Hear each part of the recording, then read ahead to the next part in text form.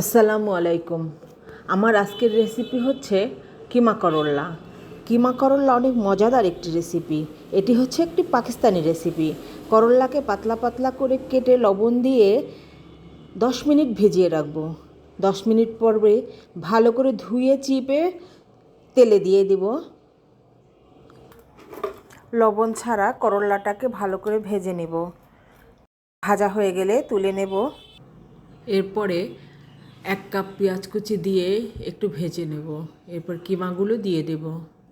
কিমাগুলো পেঁয়াজ কুচির সাথে একটু ভেজে নিব।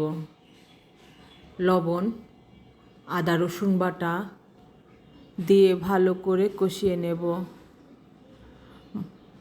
তারপরে মরিচের গুঁড়া, হলুদের গুঁড়া, ধনিয়ার গুঁড়া, জিরার গুঁড়া দিয়ে মশলার কাঁচা গন্ধ না যাওয়া পর্যন্ত কষিয়ে নেব।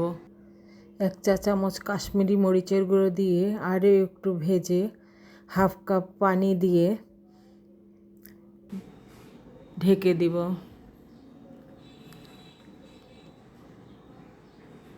পানি শুকিয়ে এলে গরম মশলার গুঁড়া দিয়ে একটু নেড়ে ভাজা করলাগুলো দিয়ে দিব।